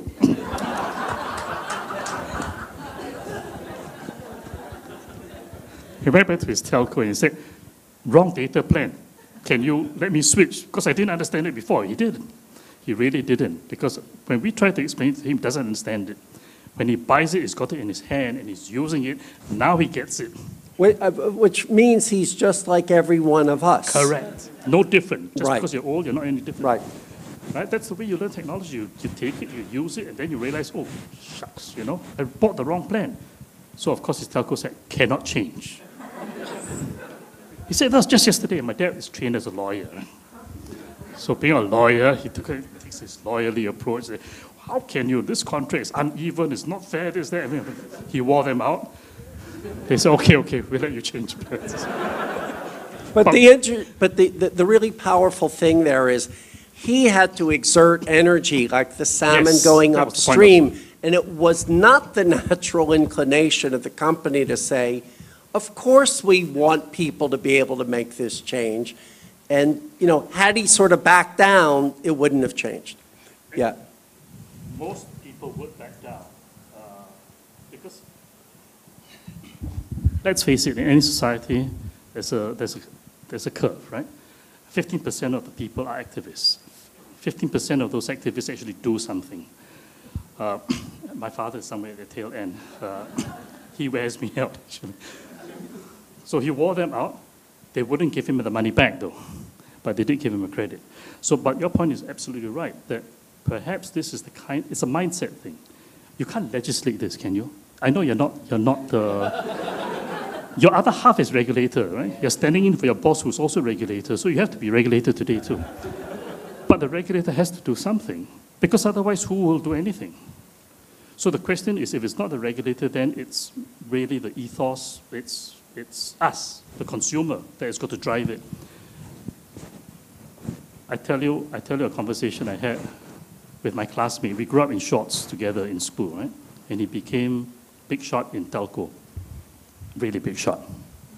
I won't say which telco, otherwise you know the guy. I was from ACS. So I told him one day, I said, you know, I've got a whole litany of problems to download on you. You know, your service is crap. He says, really, David? We're making a lot of money. How can it all be crap? That's the problem. Right, that's a mindset. I mean, that's the mindset that put U.S. Steel out of business. That's the mindset that got General Motors in a lot of trouble. And right. I think we have to watch against these mindsets, and every now and then I think the regulators to touch the dial.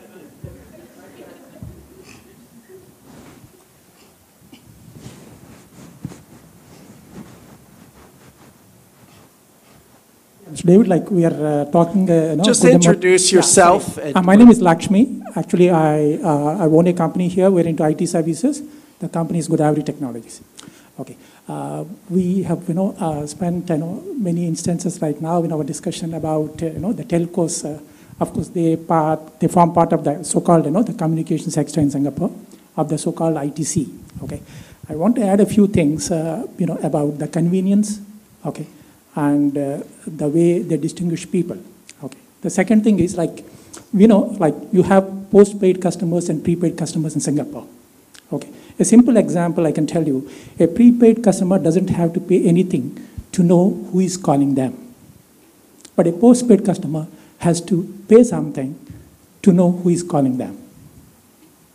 That's the status in Singapore. Okay. Really? Yeah. I'm postpaid. Yeah. You need to pay for it. If I'm calling you to know me, who is calling, you need to pay for it because you get a caller number display. Okay, but a prepaid customer, they don't have to pay anything. Really? Yep. I didn't know that. I'll swap plans tomorrow. Yeah. Okay. See, earlier we were talking about David was mentioning about the company, German company, and the data to call Indonesia and all that. I would like to tell you a simple example. There are many people who are in Singapore working and who have come from various nations like Philippines or mainland China or India. Okay, a simple example to tell you guys who are over here. We're talking about the convenience. Okay, in Singapore, any service provider, let it be Singtel, Star, Haber, M1. Okay, when you want to call overseas, I'm talking about the voice calls, not the data. Okay, when you want to call overseas, okay. If you just use the the standard the IDD codes, let it be 001 or 018 or 019 or whatever, okay, it costs a bomb. The same providers, just to beat around these so-called providers like 1551, which you were mentioning earlier, okay, they have come up with this process of calling cards. And anybody who knows, who has some expat friends or who have over here, all of them, they just use calling cards. And what convenience we are talking about? Basically, if you call a country like, say, Philippines, it costs, say, 50 cents. If you call, a country like India, it costs around 90 cents. All right, so let me sort of exercise the moderator's editorial roles here. All right, so we sort of see the direction where you're going. Okay. And we sort of all have our fun and entertainment of picking on our favorite telco policies, Okay. right? And the telcos sort of have their ways that they sort of want to position themselves commercially. Okay. All right. So let me just say, okay, we don't have to roll the tape forward to sort of get an idea of where this is going. But let me come back to the purpose of today's lecture, why people sort of said they're going to show up. Because we're going to talk about how we evolved into some sense of a smart nation and how we sort of distill some of our experience to how we continue to evolve forward into the smart nation. Yeah, in fact, I'm coming to the same point. So I'm talking about the just sort of convenience. help us Yeah. link to that Sure. point. Yeah, I'm talking about the convenience. Okay, we talk about citizens Right. and the residents over here. What we are trying to do is you are getting the privilege at a lower cost by using an indirect method. Why can't the same telecom providers provide the same service, and at the same time they give this 1-800 number, that is a toll-free number, to call overseas. But many people are using only calling cards, and all those plastic cards, whatever it is, either you buy from the any store outside, you're wasting a lot of plastic, and at the same time you are end of the day giving at the cheaper rates only through the other mode, that is an indirect mode. I'm talking about direct mode. Let it be a regulator or let it be a service provider. You provide this convenience to everybody. Can be a non-resident or a resident, such that it is a nice practice. All right, That's what I'm trying to say. So let me just ask a quick question, then I want to move on to other people. All right, so there are ways, there's like a zillion examples of why can't we change the telcos, packaging policies, pricing policies, et cetera, et cetera. But how does that link to us as a community, as a country, as a collection of people, business, citizens? Why does that make a difference to becoming what we think is a better nation? Steve, I understand his question. Can I respond? Yeah, all right. Thank you. I understand what you're saying. There is an issue here between intervention and market forces. And again, it's a policy issue. How much do you intervene and how much do you leave to free market? If we had left the development of computerization in the civil service to market forces, it would not have happened. When I work with developing countries, very often their ambition is to have modern buildings, iconic buildings, glitzy things, global Fortune 500 companies setting up shop in their capitals. And then they say they have arrived, but they have not. And one of the big challenges, I think, in development is to be clear about what development is. Development is jobs. Full stop. Development is jobs. Full stop. Everything else is around that idea that development is to create jobs. Because jobs create incomes, incomes create spending, spending and incomes raise the quality of life. No jobs, nobody owes you a living. And Singapore's emphasis throughout our 40, 50 years now of development has been how do we create better jobs? And I think that's the link to what you're saying. I mean, how do we create those better jobs, whether it's in competing telco companies? All these are sort of consequential effects. If you intervene too much, then it becomes state, and you don't get the drive, the competition, the competitive forces to improve. If you don't intervene at the right time in the right place, nothing gets built, nothing gets done. And I think this balance between intervention and market is dynamic. I think in an early stage of a nation's development, the state intervenes more and has to. And has to. I come across a lot of the times when I work with developing countries, you get consultants going in and say that, it must be democratic, you must let the private market drive it. I said that's bullshit. Oh, sorry, we are on camera. Delete that. That's why I don't like it when it's not Chatham rules. But that's not, that's nice sounding. And on another day when the cameras are not rolling, we can discuss democracy. Because it's the same thing. It was Churchill who said democracy is the worst form of government, except compared to everything else. So it is not a panacea. It's not about just because you have free markets, everything goes the best. I think there are occasions when markets fail, especially in small economies like ours. And whether it's healthcare, or whether it's transportation, or whether it's telecommunications, we have market failures, which is why I say once in a while, nudge them. Chinnan, any comments or thoughts? What you are suggesting is for the telcos to make some change in order to make Singapore more competitive so that we can be indeed considered a real Infocomm capital. Now, I'd like to link all that we are discussing over the last 1 hour and 45 minutes or so to my interpretation of what is meant by a livable city. Just now I have introduced the 5 C's to trace the history of IT planning in Singapore. Now I'd like to offer you 7 C's as regard what is meant by a livable city. Because, because Steve would like to have the linkage. Now, the first C has got to do with concept. What's a city for? What, do you want to be an outsourcing center? Then you develop certain infrastructure, etc. Do you want to be a highly desirable tourism capital? Then you develop your attractiveness accordingly. So concept positioning, very, very important in terms of what is the city for. Second, C, we discussed a little bit, capabilities. How do you develop capabilities? How do you develop IT manpower? How do you develop engineering manpower? How do you develop capabilities in the right brain, the creative aspect, to balance the left brain? In fact, you should be using the whole brain. Then the connectivity aspect, the C, connectivity, which has got to do with a lot of our discussion here.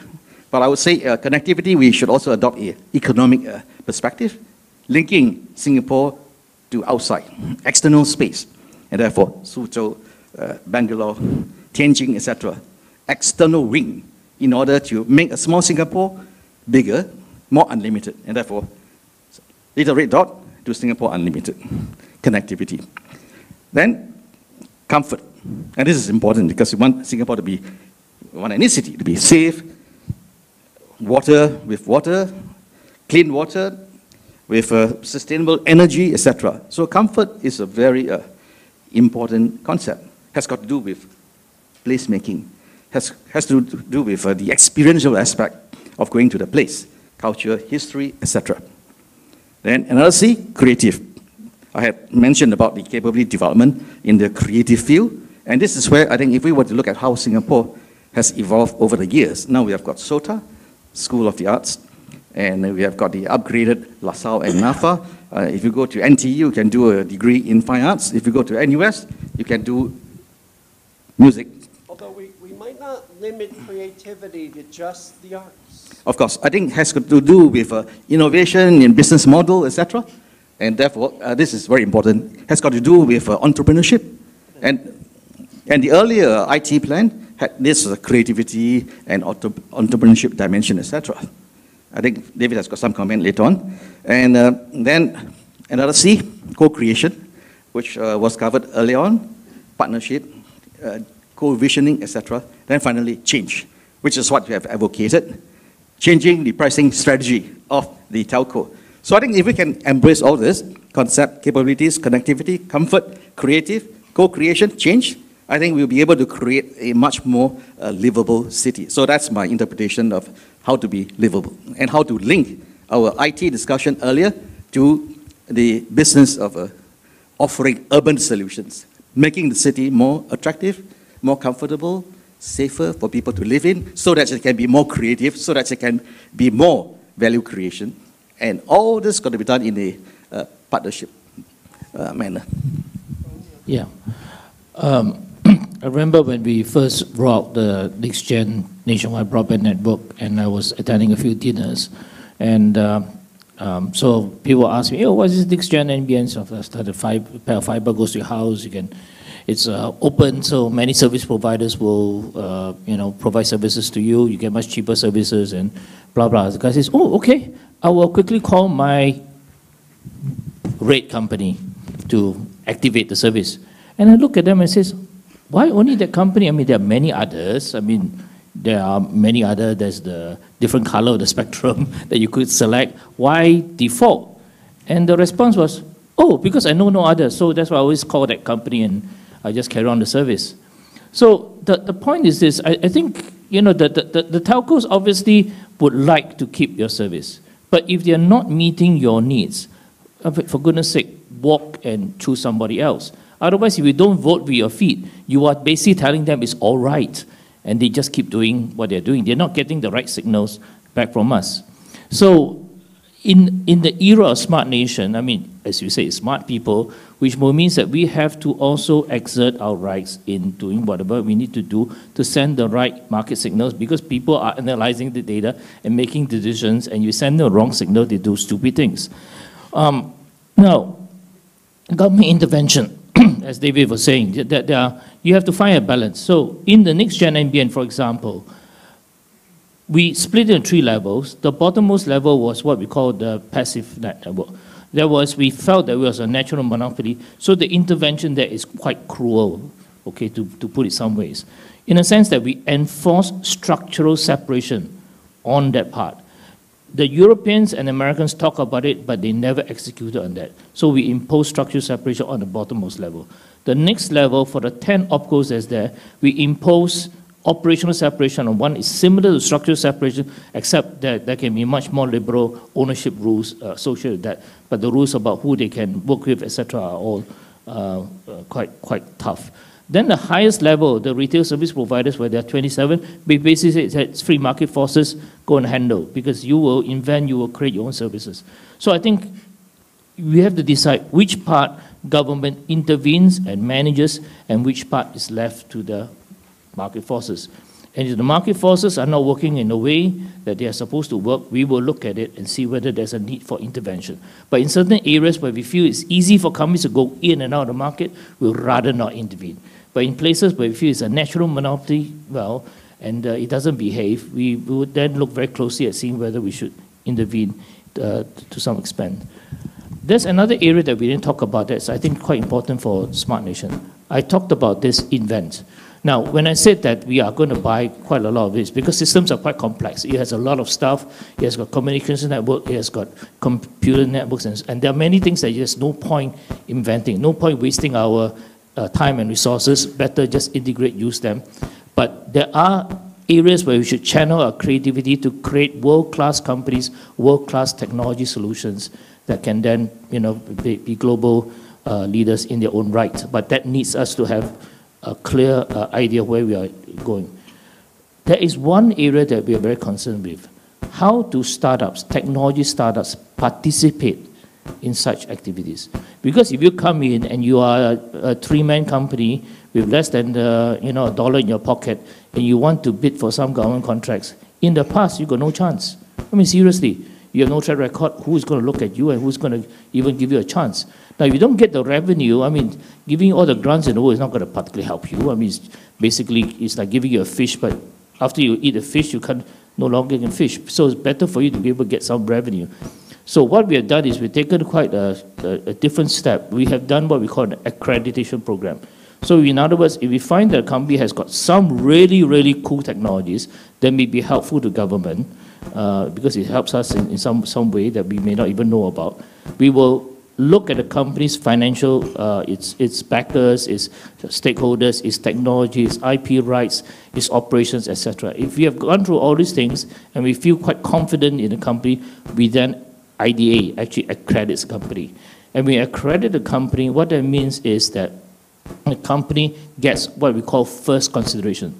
So in other words, any government agency that's looking for a solution out there has a requirement to go and look at this company's technology to see whether it can fulfill the requirements first and establish that it doesn't fulfill before it goes to the next stage, going for bulk tenders and finally open tenders. So first consideration is a very big step forward, but we basically said this will at least level the playing field for some of the startups. Now, of course, the size of the business may not be very large, so maybe 50,000, 500,000 type of nature. It won't be a $500 million contract, for example. But it's okay. The technology company just needs to have a first user to prove its case.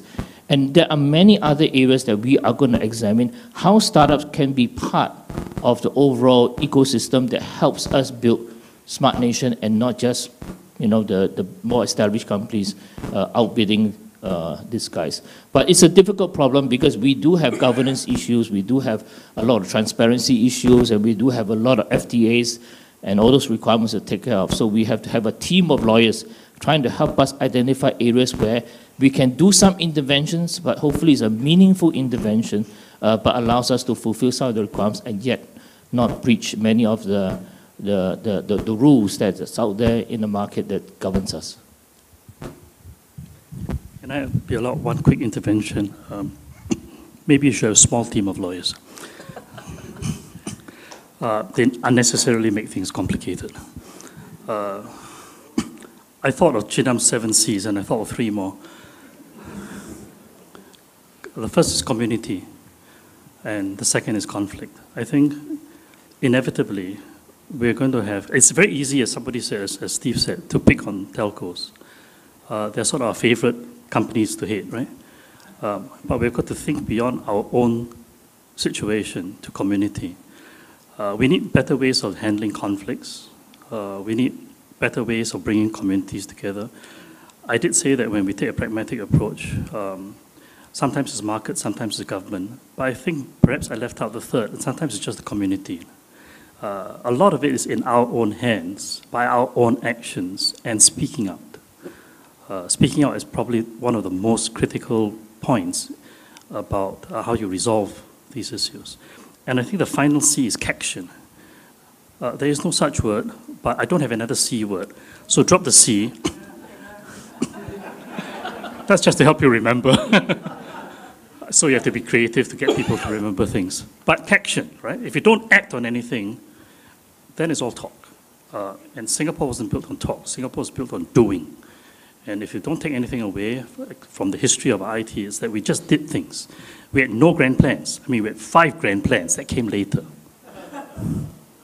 We started by doing. We started by cheating. That's another C. Because sometimes you've got to break the rules, right? And that was Philip's gift. When we started in MINDEF, we already anticipated the coming change in computers. We knew that we had to go into this area, but everything was centralized. That's another C. Everything was centralized. Control, that's another C. So we have lots of fun with C's, but we really needed to break the rules. And we cheated. So we called them small business machines. We started. Otherwise, there wouldn't have been 850 IT professionals. There have been half of that. Because we had lots of people who just picked up the machine and started writing programs and getting going. So I think we must never forget that it's important to plan, but plans are nothing. Planning is everything, but plans are nothing. And action is everything. Well, since this particular session is recorded, I would like to suggest that the word cheated be modified. And it's just really about Philip's creativity. Because we work very closely with IBM. IBM helped Singapore to set up the Institute of System Science, to convert non-system analysts to system analysts. So IBM, right? So Philip created the term SBM, Small Business Machine, so that MINDEF will be able to exercise its own budgetary rule in order to implement SBM, so that Ministry of Finance will not make noise. Because after all, we are not buying another mainframe, another IBM. No, we are buying small business machine so that we can be more efficient and effective. So that's Philip Yeo's main contribution. Not cheating, creative. That's creativity, so we can achieve the benefits of cheating without cheating. We like to dance around the terms. Can I tell one last story, and then I'll shut up? This is my favorite story, but there's a hand up. I won't tell the story. There's a hand up. Go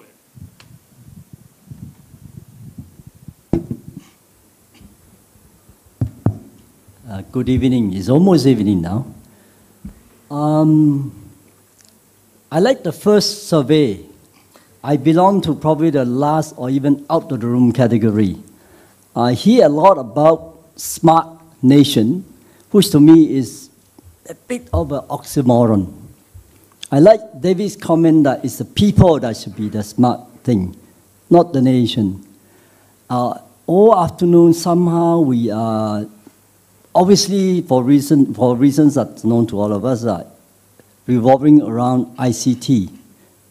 I'm not an ICT person, so it's just quite interesting. So I'm going to bring a little disruptive comment into the conversation, another 2 Cs. I think IDA is still an authority, correct? So I think David's interpretation is still correct, more correct than Mr. Khoong. It is still a regulator. Whether you like it or not, by legislation is an authority. You may have other roles, but there is an underlying role. You're the authority of information development.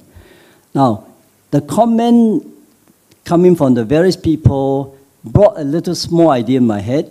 I was toying with it, not sure what to say or not, until David shared with us his story about his first baby in New York.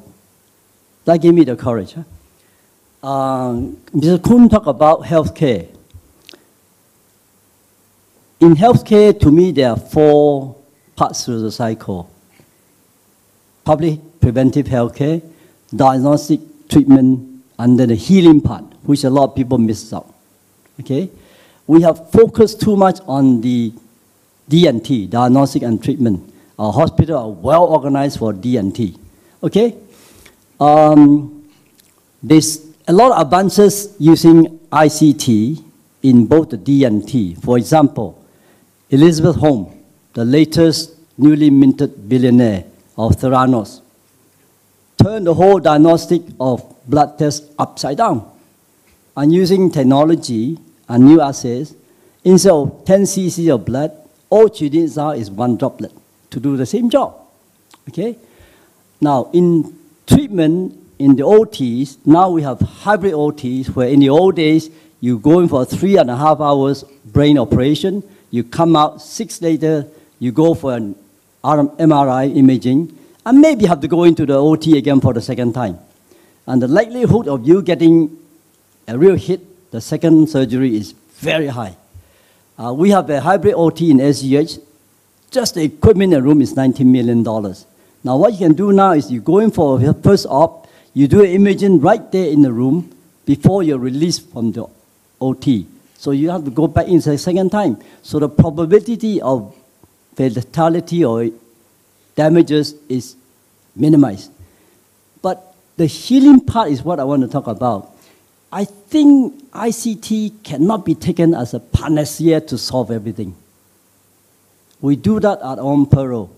In healthcare, the diagnostic treatment, we are very advanced, but the healing part, we always not very comfortable with it. And I think that's where ICT cannot do very much. We have to use human being. That's why there is thing called angels in the hospital, the Florence Nightingale. Not the medicine, not the surgeons, not the medics, not all these things. Just people with a big heart. And the concept of every bed being a hospital bed is already in existence if we know how to look upon it. Most of us have experienced at least quite a few times in our own hospital bed at home. Down with idea a day, cough and cold, 1 day off, whatever. Most of us may not have spent any day in a hospital bed, but many days in our own bed as a sick person. Okay? So to me, that already is in existence, if we know how to imagine it that way. But somehow we are always imagining only a bed in a hospital is also a hospital bed.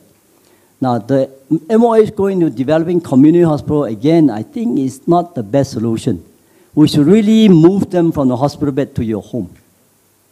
Cut out the middleman, cut out the middle step, and really make people responsible citizens within a community. 2 days, 2.5 days in the hospital, go home. Best part for healing is in the home. Now, we have to develop the angels. Now, that's something I think we always uncomfortable and nervous because we cannot put out a KPI and measure it. And this is the hands and feet and the heart of the nurses, the nursing core. I have no solution for it yet. I think the ICT can help. Example, in the eye surgery, day surgery, half an hour, maybe 10 minutes, 3 hours in the day recovery, you go home. The nurses do the follow-up 1-2 days to make sure that your treatment of your, well, basically your washing of your eyes and taking care of the next 3 days is in good condition, then you're fine, you all go. So I think that possibly can be largely applied to the other surgery. I'm not a medic, I don't know, but I'm just toying with the idea here. So maybe some comments from the panel. Thank you. Just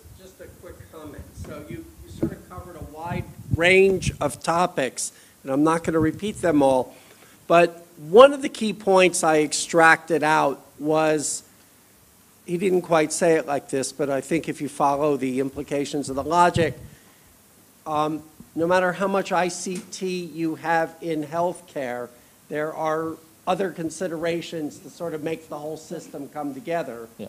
And at the same time, it's a critical enabler for lots of different parts to it. And I think that's true for healthcare. It's sort of true for everything yeah. where ICT is used. Yes, yes. And I think people appreciate it. Yeah. And it's not just about ICT as well. I think the same comment applies to all forms of technology. I mean, at the end of the day, technology must be used for betterment of mankind and those things. So, I mean, just to give you a quick example, you know, in the hospital settings, you know, moving a hospital bed in a manual fashion takes a lot of energy. And so usually you have a chap, a guy, who will be asked to move the bed while the nurse accompanies the patient to the next ward or something like that. So because of a manpower crunch, I mean, there are more and more motorized hospital beds, so that at the end of the day, the hospital bed can be easily moved by the nurse, and they don't need this, you know, muscular guy to help move the bed. But the main function of the nurse is to really just to talk to the patient and allay the patient's concern that they are moving from this ward to the other ward, and that, you know, it's okay, we're not about to dump you or something like that, you know. So the human treatment part is extremely important. But technology allows us to do much more than that. You know, if you have been reading and follow up in the era of this era of genomics actually, if used in the right way, can allow us to have a microscope into genetic diseases.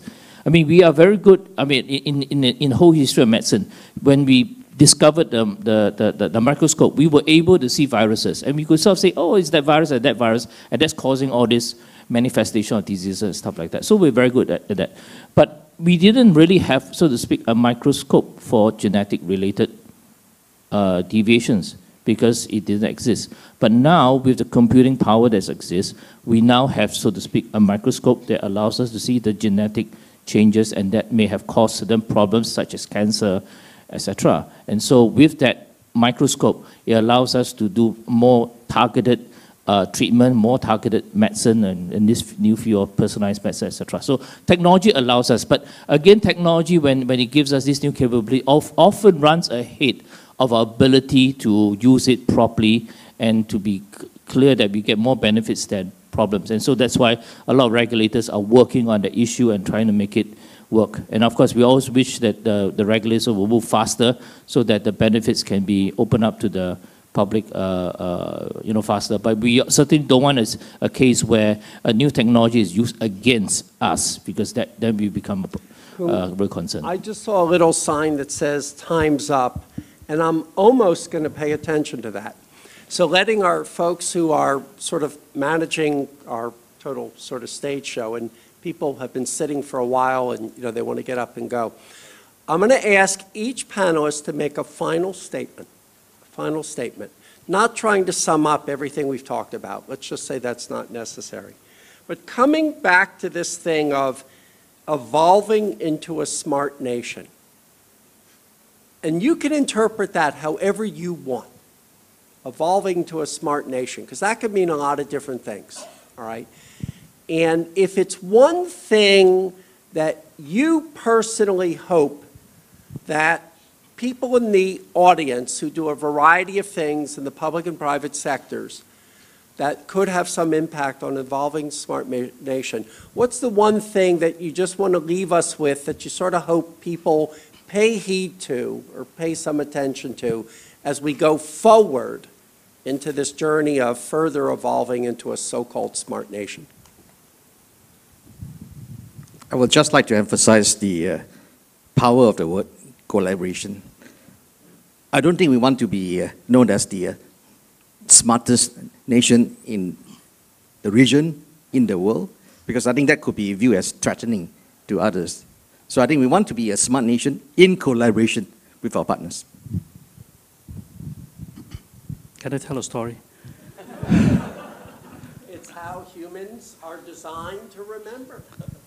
You'll like this one. I liked it a lot when I first heard it. It's a wonderful essay on the spread of anesthetics versus antiseptics.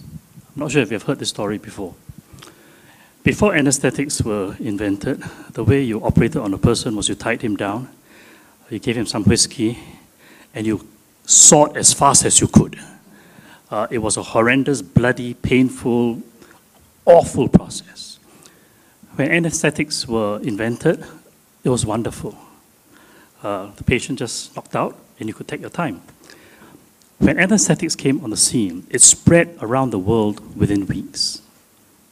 It saved lives. Antiseptics came along, and antiseptics deal with little germs.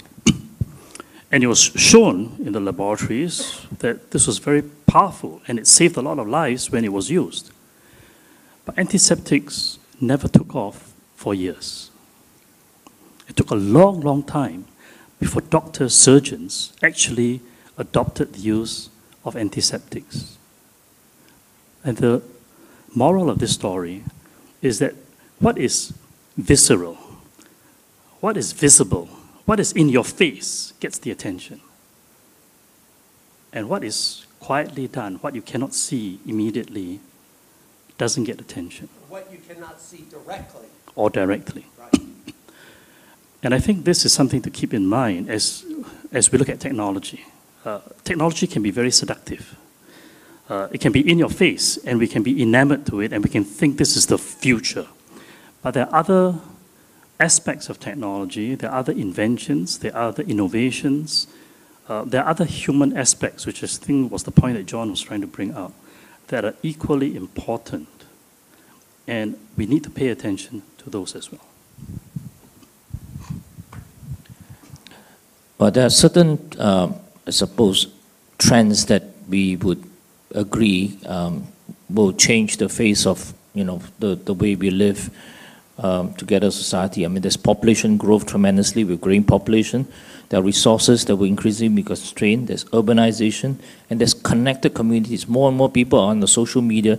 And this social psychology and rise of big data helps impact the way we live. The impact sometimes even questions the values that we hold. So these things that we have to be very careful of and hold dear to. There are also connected things. There are wearables. There are Internet of Things. What then are the needs? The needs really is that I hope that we will learn to be pragmatic. I hope that we will learn to take experimentation in our strides. I call it the tyranny of the KPIs, where everything is determined by KPI. You can only KPI something if you know exactly what's going to happen. But in experimentation, it's very difficult to start with a KPI. So learn to live with experimentation, learn to live with some uncertainty, learn to discover things that are of value add. And of course, for those things that are quite run-of-the-mill commodity things, just buy it and just move on in life and don't spend too much time. Those are very good for KPIs. But the value add, let's go and discover it.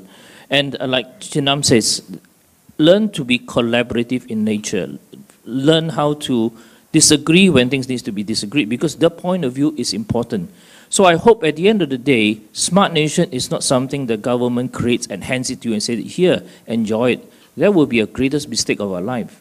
Smart Nation will be something that we all learn to create ourselves. So your inputs, your participation, your points of view are very, very important and will help shape the destiny of what we do going forward. And hopefully it will be a much better life for all of us and perhaps even for future generations. Just sort of my own final thing, then we're going to wrap up. And, I've been in industry for a number of years, and I started off as a university professor, then I went to industry for 13 years, and now it's getting 12 plus years that I've been back at the university. And granted, from that point of view, I have a sort of certain kind of bias, but it does strike me that a lot of this work with data, analytics, big data, however you want to sort of go into terminology, a fundamental thing is it changes not just how an individual can learn, but it changes how an organization can learn. And it's a vocabulary I use, but I don't hear it a lot sort of when I talk to the standard commercial people.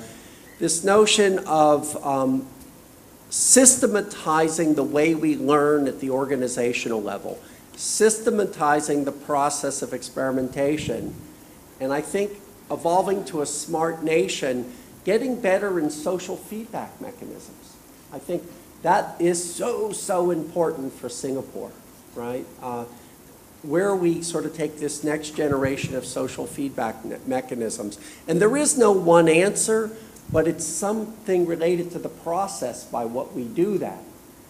And the sort of the co-creation and the collaboration by what we do that only increases the odds that for what will work for us, we can sort of be that kind of smart nation. So with that, let me hand it back to the CLC people. And let me just say thank you for facilitating the process of having these folks and putting us in an environment where people really can speak sort of honestly and constructively. And thanks to the folks for being here and participating.